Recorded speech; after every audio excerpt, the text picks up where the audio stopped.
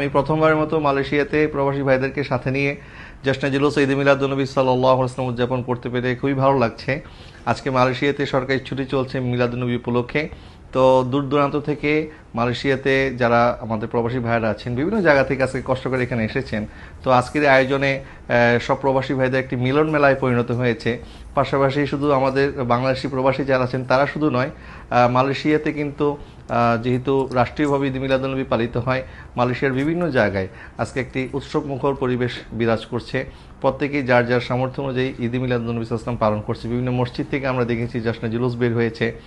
তো আলহামদুলিল্লাহ আমরা আল্লাহর কাছে দোয়া করি আল্লাহ সুবহানাহু ওয়া তাআলা তার প্রিয় হাবিব সাল্লাল্লাহু আলাইহি ওয়াসাল্লামের খাতিরে আমাদের প্রত্যেক মুসলিম উম্মার উপরে যেন আল্লাহ পাক খায়ের এবং বরকত নাজিল করে। আল্লাহ সুবহানাহু ওয়া তাআলা আমাদেরকে যেন তার প্রিয় হাবিব সাল্লাল্লাহু আলাইহি ওয়াসাল্লামের সুন্নত অনুযায়ী চলার তৌফিক দান করে। আমরা আল্লাহর কাছে সেই দোয়া করি। আসসালামু আলাইকুম ওয়া রাহমাতুল্লাহ।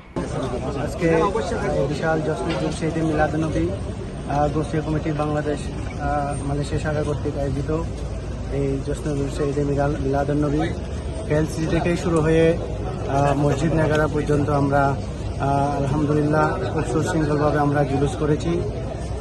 আসলে আল্লাহর দরবারে লাখ লাখ শুকরিয়া জানাই, আজকে আমরা সফলভাবে সম্পূর্ণ করতে পেরেছি এই জুলুস।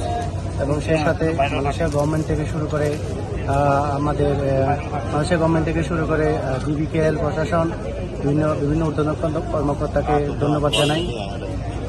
সেই সাথে বাংলাদেশি গোষ্ঠী কমিটির ইউনিটের সকল সদস্যবৃন্দ ভাই ব্রাদারকে ধন্যবাদ জানাই।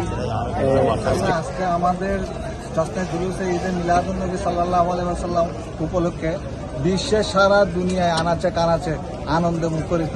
বর্তমান আমরা গৌসিয়া কমিটি বাংলাদেশ মালয়েশিয়া শাখার আমরা এইমাত্র জশ্নে জুলুস ঈদে মিলাদুন্নবী শেষ করলাম।